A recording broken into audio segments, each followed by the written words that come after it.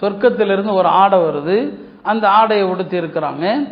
எல்லாம் சரியாகி அந்த ஆடையோடு அமர்ந்திருக்க வெளியிலிருந்து மனைவி வர்றாங்க. கணவர் ஏற்கனவே அமர்ந்த இடத்த பார்த்தா இல்லை, எங்கே போயிட்டாங்கன்னு தெரியல. மனிதர்கள் யாரும் இவரை போய் கூட்டு கடத்த தேவையில்லை, விலங்குகள் ஏதாவது தூக்கிட்டு போயிடுச்சா என்னன்னு தெரியலையே அப்படின்னு பார்த்தா அவங்க எப்போதும் கழிவறைக்கு செல்கிற இடத்துக்கு போய் பார்த்தா அங்கே ஒரு புத்துணர்ச்சியோடு அழகான மனிதர் நிற்கிறாங்க. அவங்களுக்கு தெரியல தன் கணவர் தான் சொல்லி, அல்லாஹ் ஷிஃபாவை கொடுத்துட்டான்னு சொல்லி அவங்கள்ட்டே கேட்குறாங்க, இங்கே ஒரு நோயாளி மனிதர் வீட்டு இருந்தாரே, அவரை பார்த்தீங்களா, அவர் எங்கே போனாருன்னு சொல்லி. ஐயூப் அலைஹிஸ்ஸலாம் சிரித்து கொண்டே சொன்னாங்க, நான் தான் ஐயூப், அல்லாஹ் எனக்கு ஷிஃபாவை கொடுத்துட்டான், அல்லாஹ் எனக்கு நோயிலிருந்து நிவாரணத்தை அளித்து விட்டான், அல்லாஹ்வுடைய அருளால் நான் குணமடைஞ்சிட்டேன்னு சொல்கிறான். மனைவி சொன்னாங்க, அல்லாஹ் இப்போ உங்களுக்கு பரிபூர்ண ஆஃபியத்தை கொடுத்துட்டான், நம்மள்ட்ட செல்வங்களும் இல்லை, அல்லாஹ்ட்ட செல்வத்துக்கும் துவா கேளுங்கன்னு சொன்னாங்க. செல்வத்துக்கு துவா செய்யுங்கன்னு சொல்லி உடனே அல்லாஹ் வானத்திலிருந்து வெட்டுக்கிளிகளுடைய ஒரு கூட்டத்தை இறக்கினான். வெட்டுக்கிளிகளாக அது அப்படியே ஐயூப் அலைஹிஸ்ஸலாம் அவங்களுடைய மனைவியை சுற்றி வந்து விழுது. வெட்டுக்கிளியாக இறங்கியது கீழே வந்து விழும்போது பொன்னாக விழுது, தங்கமாக. ஐயூப் அலைஹிஸ்ஸலாம் அப்படியே மொத்தமாக அள்ளினாங்க.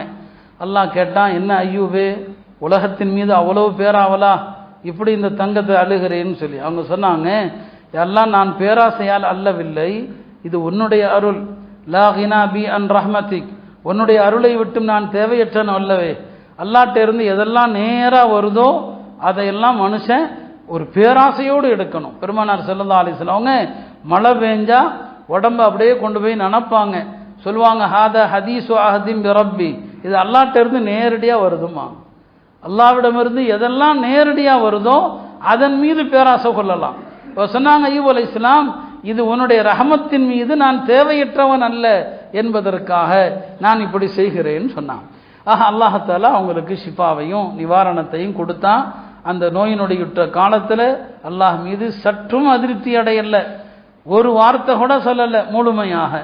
அந்த காலத்தில் அவங்க செஞ்சது என்ன, ஒரே ஒரு சத்தியம் பண்ணிட்டாங்க, நான் குணமடைஞ்சா மனைவியை 100 அடி அடிப்பேன்னு சொல்லி. இப்போ இந்த மனைவி தான் நோய்வாய்ப்பட்ட காலத்தில் கணவனை அவ்வளவு கண்ணும் கருத்துமாக பார்த்து பக்கத்தில் இருந்து எல்லா ஹிதுமத்தையும் செஞ்சாங்க. இப்போ நலமாயிட்டாங்க, சத்தியத்தை நிறைவேற்றணுமே. குர்ஆனில் சத்தியத்திற்கான சட்டங்களும் இருக்குது, சத்தியம் பண்ணிட்டாங்க. இப்போ மனைவியை 100 அடி அடிக்க மனம் இல்லை. அல்லாஹ் பெரிய கிருபையாளன், அல்லாஹ் ஒரு தந்திரத்தை சொல்லி கொடுத்தான். சில நேரங்களில் தந்திரங்கள் செய்யலாம். உலமாக்கள் அந்த தந்திரங்களுக்கான வழியையும் சொல்லுவாங்க. எல்லா தந்திரமும் இல்லை, ஹராம ஹலாலாக்க தந்திரங்கள் இல்லை, அப்படி புரிஞ்சிடக்கூடாது. தந்திரங்கள் இருக்குது. யூசுப் அலைஹிஸ்ஸலாம் அவங்களுடைய சரித்திரத்தில் வருது இல்லையா, தன் சகோதரன் புனியாமீனை கூட வச்சுக்கணும், அதுக்கு நாட்டில் இடம் இல்லை. அப்போ கூட வச்சுக்கணும்னா என்ன செய்யறது, புனியாமீனுடைய உணவு பொட்டலத்தில் அரசருடைய அந்த பொன் கோவலை தூக்கி ஒளிச்சு வச்சுருவாங்க. ஒளிச்சு வச்சுட்டு தினங்க காணாம போயிடுச்சு அப்படின்னு சொல்லுவாங்க. காணா போயிடுச்சுன்னா யாருங்க எடுத்தது, இவங்க தான், யூசுப் அலைஹிஸ்ஸலாமுடைய சகோதரர்கள் 11 பேர் வந்திருக்கிறாங்க. இப்போ நீங்கள் தான் எடுத்தீங்களா? அவங்களாம் சொல்கிறாங்க, நாங்கள்லாம் எடுக்கலை, நாங்கள் திருட வரல, பூமியில் குழப்பம் செய்ய வரல, நாங்களே தானியம் சாப்பாடு வாங்க வந்தோம், நாங்கள் எதுக்கு திருடுறோம்னு சொல்லி. இப்போ யூசுப் அலைஹிஸ்ஸலாம் கேட்குற மாதிரி கேட்குறாங்க, உங்களில் யாராவது எடுத்திருந்தா என்ன தண்டனை? இப்போ அவங்க சொன்னாங்க, எடுத்திருந்தா யார் எடுத்தாரோ அவரை பிடிச்சி வச்சுக்கோங்க. அதுதான் யூசுப் அலைஹிஸ்ஸலாம் எதிர்பார்த்தது. எல்லாருடைய பையிலையும் பார்த்தாங்க, இல்லை, புன்யாமீனுடைய பையில பார்த்தா இருக்குது, அவரை பிடிச்சி தான் கூட வச்சுக்கிட்டான். இது என்ன தந்திர ஹீலான்னு சொல்லுவாங்க. இப்போ அல்லாஹ் ஒரு ஹீலா சொல்லி கொடுத்தான். 100 குச்சியால் அடிப்பேன்னு அவர் சத்தியம் பண்ணியிருந்தார். அல்லாஹ் சொன்னா, ஹுதுபி யதிகல் திகசான், சரிங்களா, ஒரு புல்கற்றை எடுங்க, அந்த புல்கற்றில் 100 சின்ன சின்ன குச்சி இருக்கிற மாதிரி ஒரு புல்கற்றை எடுங்க, ஃபதரி பிஹி, அதை கொண்டு ஒரு அடி அடிங்க.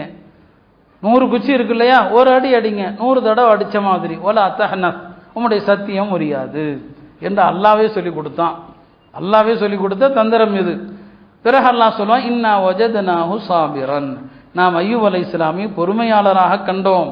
நிஅமல் அப்த், அவர் மிகச்சிறந்த அடியார். இன்னஹு அவ்வாப், அவர் நம்பக்கமே திரும்பக்கூடியவராக இருந்தார். இதுதான் திருமறை சொல்லி முடிக்கிற அழகான வரலாறு. யூனுஸ் அலைஹிஸ்ஸலாமுடைய வரலாறு வருது. இந்த ஆயத்துக்களை எல்லாம் சொல்லிட்டு அல்லாஹ் ஒரு வார்த்தை சொல்லி முடிப்பான், கதாலிக நுஞ்சில் முஃமினீன். இதெல்லாம் நபிமார்களுக்கு மட்டும் நினைக்கிறீங்களா? எல்லா மோமின்களையும் இப்படியே நாம் துன்பற்றதிலிருந்து காப்பாற்றுவோம் சொல்றான். கதாலிக நுஞ்சில் முஃமினீன். அல்லாஹ்வுடைய இந்த அருள் வசனத்தின் மீது நம்பிக்கை கொண்டு நாமும் அல்லாஹ்விடத்தில் துவா செய்வோம்.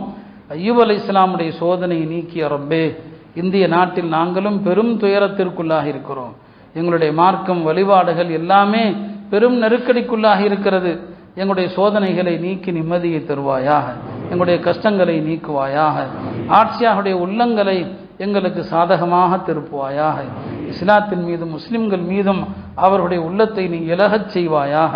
இந்த நாட்டு மக்களுக்கெல்லாம் தீனுல் இஸ்லாத்தின் பக்கம் வரக்கூடிய ஹிதாயத்தை தருவாயாக. குர்ஆனை கொண்டு படிப்பினை வெற்று அதன்படி நடக்கக்கூடிய நல்ல மக்களாக நம்மை ஆக்கியல்வானாக. நாமும் அல்லாஹுடைய விதி எதுவானாலும் அதை பொருந்தி கொண்டு அல்லாஹுடைய நல்லடியார்களாக ஆகுவோமாக. வ ஆகிரு தஅவானா அனில் ஹம்துலில்லாஹி ரப்பில் ஆலமீன்.